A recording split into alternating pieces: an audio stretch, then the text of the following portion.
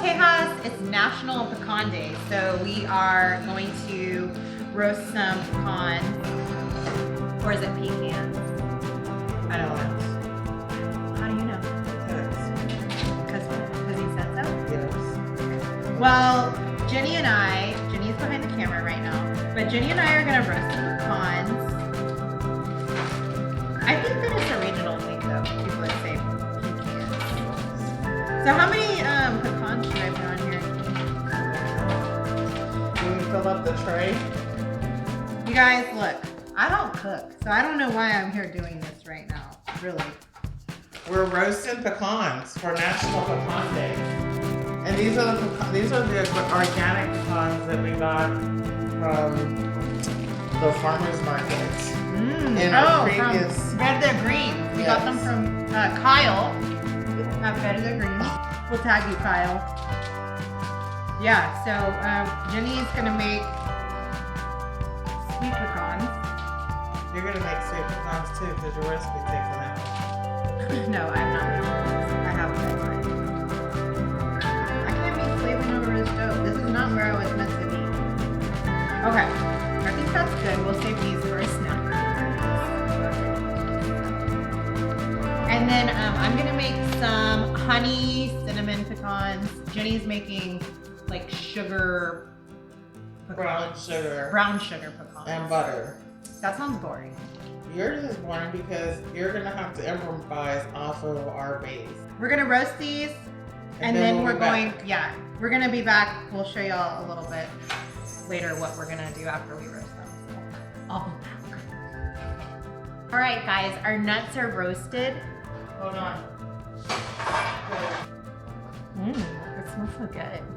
We put a little bit of butter and brown sugar together, and then now I'm like mixing it up just to make it like a little sticky. Okay.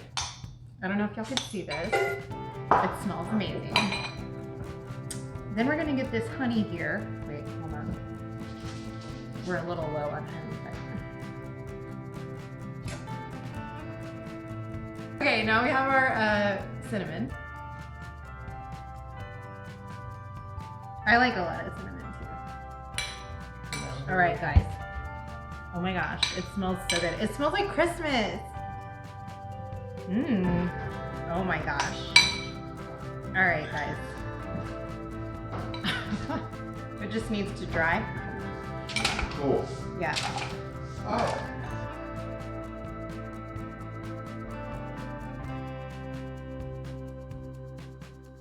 All right, guys, and we're letting it cool. So here's my honey cinnamon pecans. So. All right.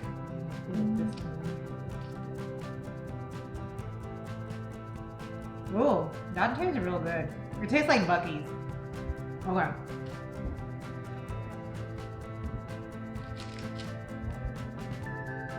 Oh, okay, I know who the winner is here. Was this a competition? Oh, it wasn't? Oh my gosh. Okay, I know the winner in my head. But I need y'all to try them too and tell me what y'all think. Here y'all guys can.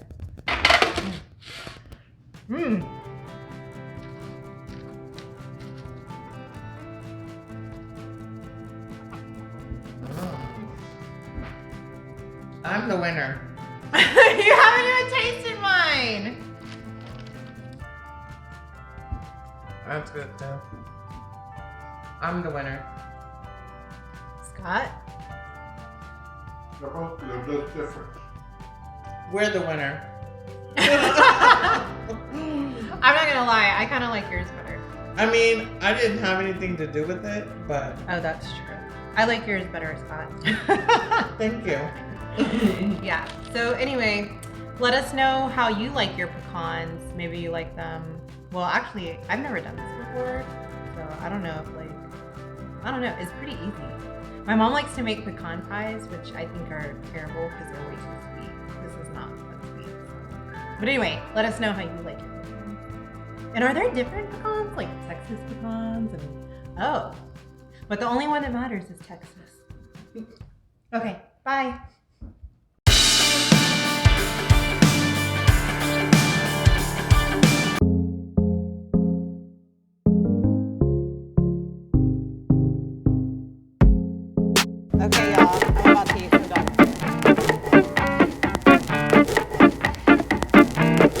tastes like chicken. What's up, Tejas? I'm here today with the doggy mama herself, Helen, and she's gonna tell us a little bit about her amazing dog food, and we're gonna have a little taste test. So thanks for joining us today, Helen. Thank you for having me. Yeah, of course. So we just wanna learn a little bit about you and your journey to building your company and just hear all the ins and outs. So first we wanna know, how did you get started? Like, what's your tale? Tell us your tale. So, well, actually, I have 2 dogs, and both of them had itching problems, severe allergies. I was taking them to the vet all the time. They were on medication. One of them actually had to have shots, and it got so expensive. I just asked the vet what to do, and he said, it's gotta be their food. And at that point, I just started cooking for them. And when I started cooking for them, I noticed they didn't itch anymore. So that's what started a long time ago, but I converted it into a business, actually started researching it as a business about 2 years ago, and officially started selling my dog food in June of last year. Oh, awesome. So it's almost coming up on your year anniversary. Yes, it is. So we want to explore the different types of products that you have. What can you tell us about what you brought today? And are these the only 4 choices that you offer, or is there more that you offer? No, at this point, these are the 4 recipes that I have. I am right now developing a treat. I've actually developed it, and I've also sent it off to be tested, because all my products have been tested and are approved by the Texas chemist. So I'm actually a licensed dog food manufacturer in Texas. So these are the 4 that I have. Okay. This is my, I call this chicken that's it, because it has 2 ingredients, chicken, white rice, that's it. And dogs that have sensitive stomachs or digestive problems like this a great deal. I have a lot of people with very old dogs that just love this recipe. This is my chicken brown rice and vegetable recipe. This is my beef brown rice and vegetable. And this is my newest recipe. I've only had it out since the first of the year, and it's my only grain-free recipe. It's cod and salmon, and it's made with sweet potatoes and pumpkins and green beans. So those are that I have right now. My new treat will probably be available in about 2 months, and it's going to be called Biggio Bites. Oh, that's cute. Biggio is the name of my dog. So. Aw. And also an Astros player. So. Yes, he is. That's who he's named after. So if you're watching, Biggio. So all this food looks really delicious, like good enough where maybe even a person could eat. Is that true? So it's all of my food is made from human grade ingredients. So I buy the products that go into my food from a distributor that provides to restaurants and grocery stores. Even my cod and salmon, I buy the fillets just like what you would get in a restaurant. So I bake all my meat myself till it's nice and tender, and then I shred it. I shred it. I don't put any seasoning or anything in it. No additives, no preservatives, no anything. So I sell the product frozen. I sell it frozen. These 3 I sell in a 1-pound container, and when you defrost it, you can see you get about 3 cups of food out of that container when you defrost it. And I do this one on the cod one on a little bit smaller container. It's a 12-ounce container, primarily because it's fish. And once you defrost that, it needs to be fed to the dog in 3 days. These can be fed to the dog in 7 days after you've defrosted it. What? Oh, okay. Sorry. Oh, yeah. So these are the different sizes that you offer, right? Yes. Okay. Yes, this one here is for these 3 recipes Okay. here, and the smaller one is for the cod and salmon. Oh, okay. Great. And so what's the most popular flavor that you sell? You know, I get asked that all the time, and it's probably a draw right now between these 2, the beef and vegetable and the chicken vegetable is probably, those are probably the most popular.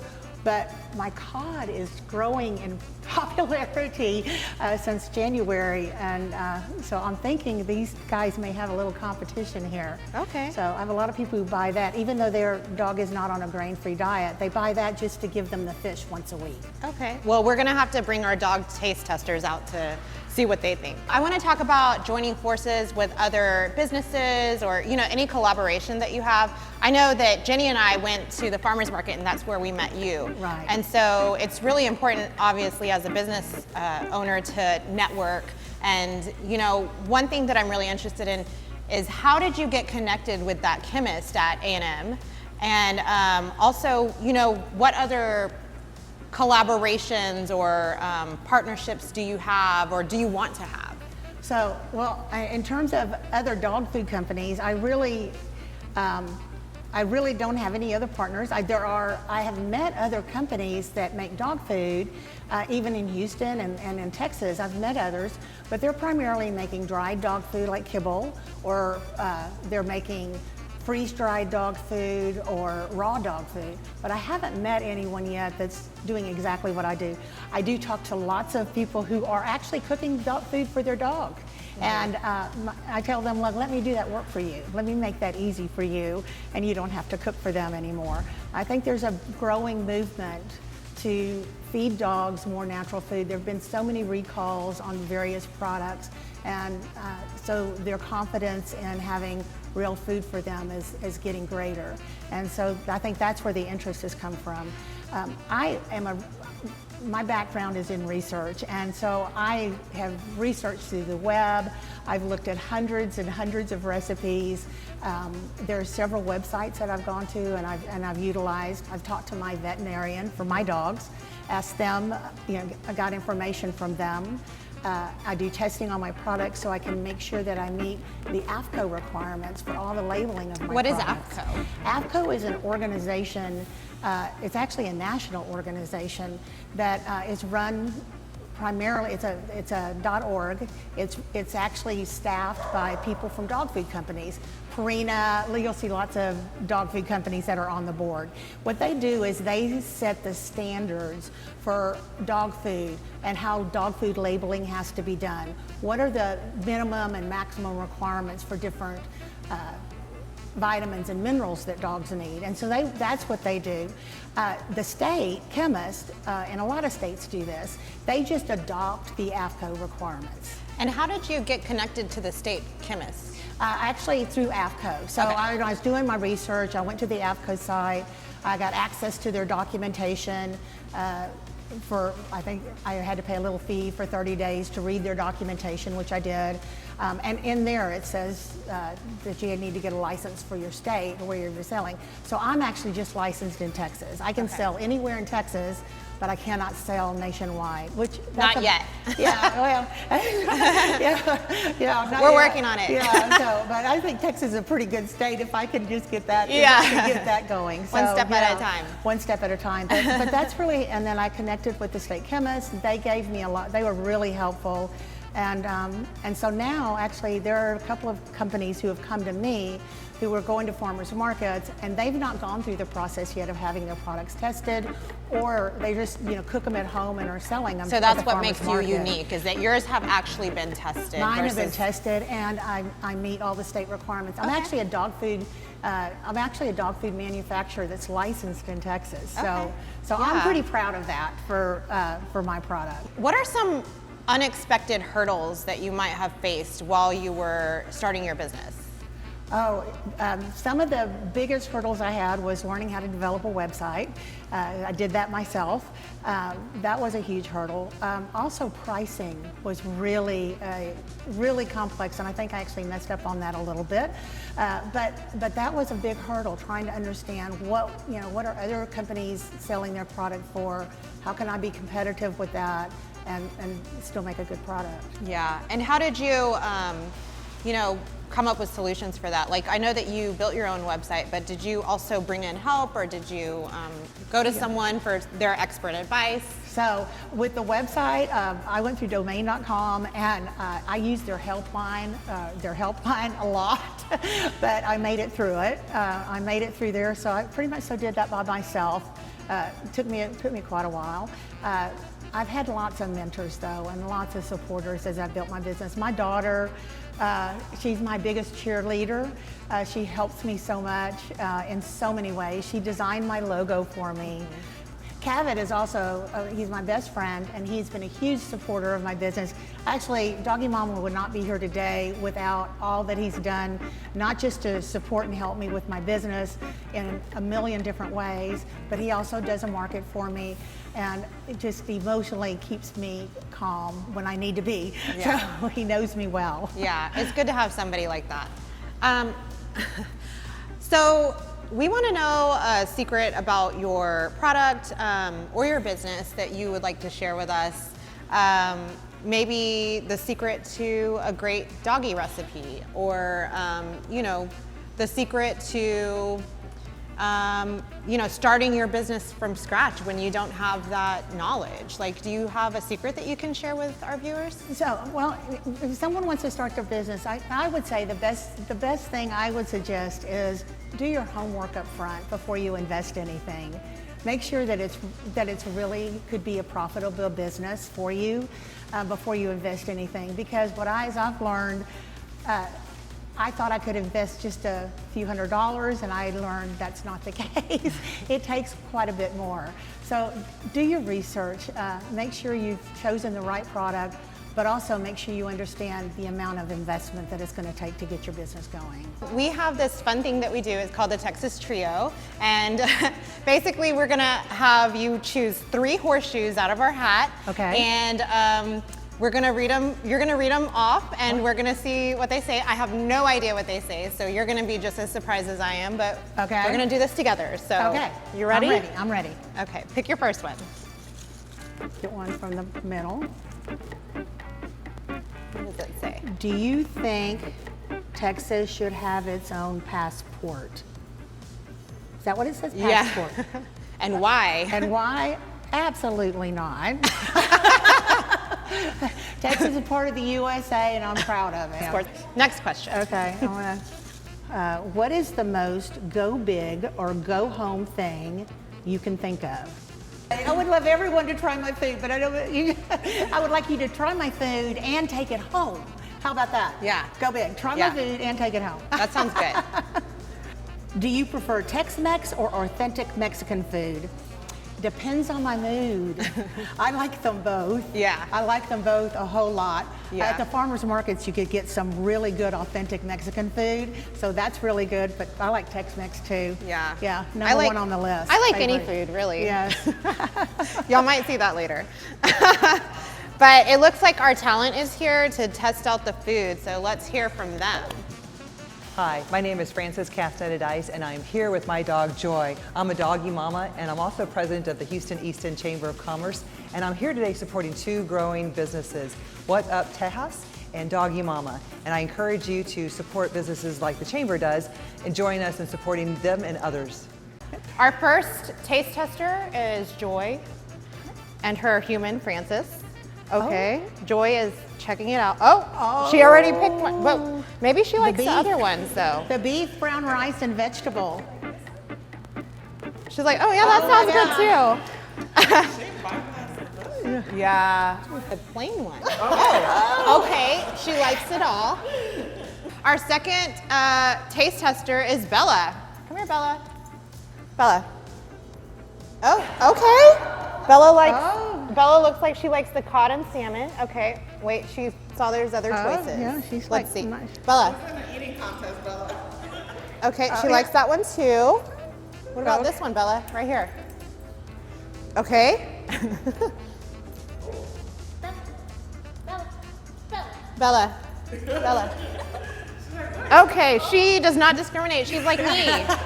She likes all food. She likes the cod the best. Yeah. I think. Yeah, she went back to it. Oh. Yeah. All right, well, it looks like we have a couple of new customers, right? Joy and Bella seem to really enjoy that food. So yeah. So if you are interested in getting some of Helen's amazing food, make sure that you check out the links below and go and buy some from her. Visit her at the farmer's market if you're in the Houston area. So we'll let you know where you can find it. And thank you so much for being here. Thank you. I said this has been truly a lot of fun. Yeah. On June 1, I'm going to have a Facebook Live little party for, I'm going to call it a bash, to celebrate the 1-year anniversary of my website. But in order to do that, I'm having a huge giveaway of about almost $400 worth of product. Wow. So the first prize that I'll be drawing, I'll draw for, is 21 containers of dog food. Wow. So that's a lot of dog food. It is a lot, yeah. So anyway, so that's on the part of the first prize. There are 4 prizes. The only thing is you have to order online to be able to enter into the contest. You don't have to do anything except order online. It's all you have to do, and you're automatically entered into the drawing. Great, so make sure that you go and make your purchase online before June 1st. And I'll be making my purchase because I have 2 dog siblings. So yeah. Good. Okay. It's DoggyMoma.com, and that's DOGGYMOMA.com.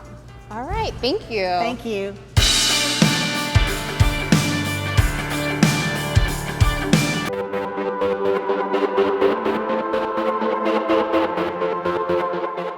What's up, Tejas?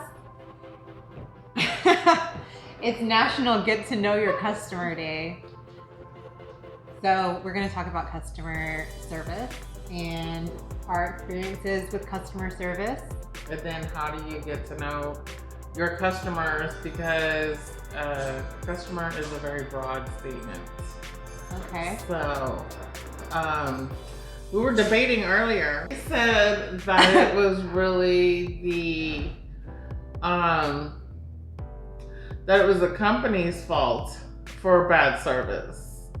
But you were saying... Well, yeah, she was saying that. Yeah, I believe it's the company's fault for bad service. But I don't think so. I think it's just the people that they hire are not great customer service people, because there's people you literally don't need to train them to have good customer service.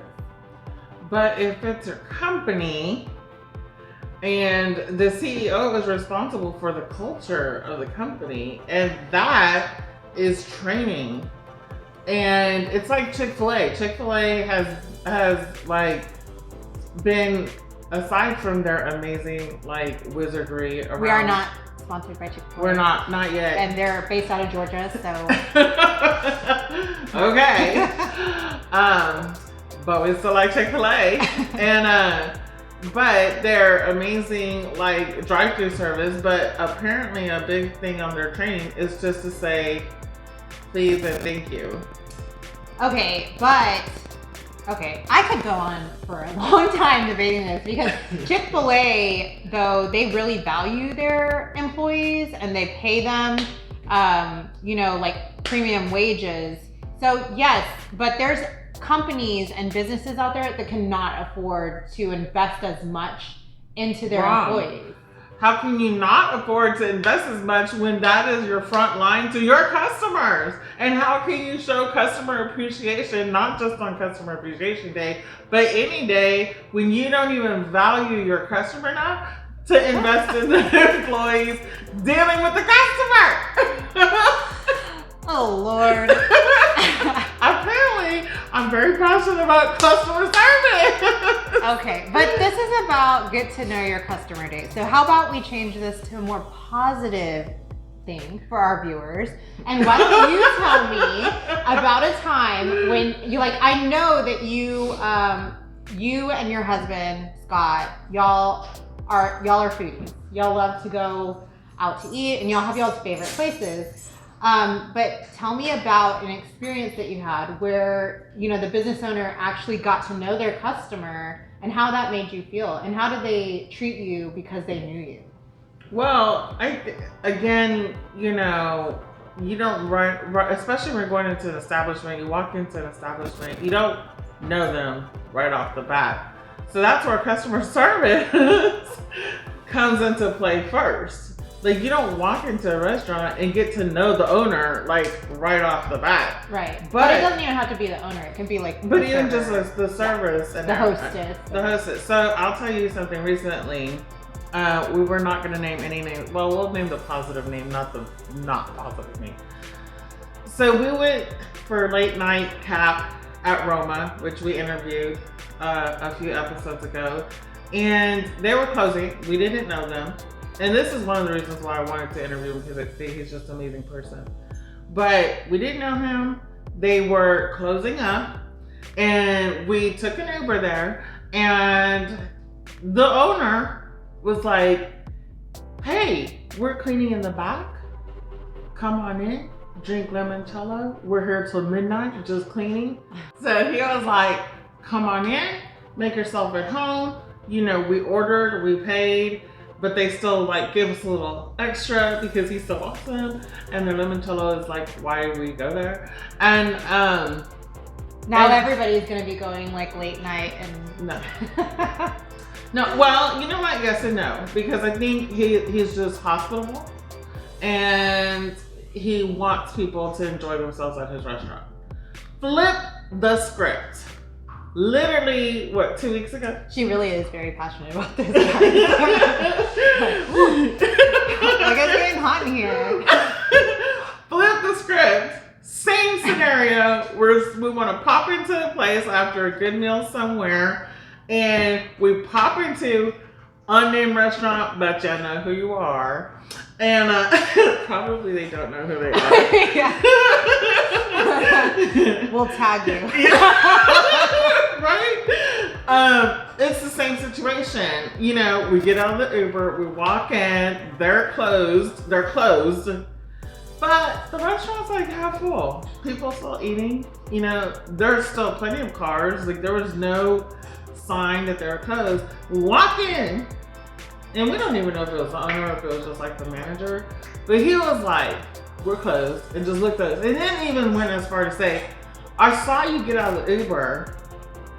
And we're just like, okay. So we're just like standing there, and he's like, well, I guess you can get 2 drinks while you wait for the next Uber. What's your customer service story? Anyway, I don't have like a specific story, but like get to know your customer day to me is like important, because as a business owner or a customer service representative or whatever, you like that feeling of feeling special when you walk into somewhere. So like, for instance, when I used to go to my gym, the guy at the front desk would always tell me hello by my first name. And he would say, hi Trina, how's it going? And I was just like, gosh, like, and I know that my thing pops up whenever I walk in, so it's easy for him to see that. But the fact that he like actually took that extra step to say hello by my first name means a lot. And I think that that's really important for business owners and anyone in customer service to remember, is like just that little thing of making someone feel special can really change an experience. That's true. And not only that, the response time too. Mm-hmm. I know that there are, with social media, Facebook Messenger, and all the other messengers that are connected to all these platforms, even just being responsive that way is impacting people's view of customer service. Mm-hmm. Yeah, and that's really interesting that you bring up social media, because you don't really think of social media a lot of the times as customer service, but it is. And like, for instance, we went to dinner earlier, and I posted a photo of one of the drinks that we had at dinner, or that she had at dinner, and they immediately reposted it. And that, in a way, is customer service too, because you can see that they're noticing that, you know, you're out there and you're taking your time to take great photos of their stuff. So, yeah. So it would be interesting to see what method you use, or what has been used on you to get to know the customer experience. Yeah. And I mean, if you have like a short story about your customer experience, like, you know, don't write us a novel or anything, but you can leave a comment about maybe there was a certain restaurant or something that you went to in Texas, because we're in Texas, where you had, you know, a really personalized customer service experience that was positive. Thanks. Thank you. And we can't wait to hear back from y'all. Bye.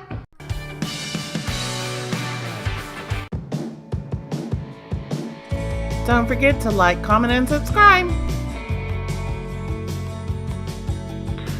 Till next time, that's all, y'all.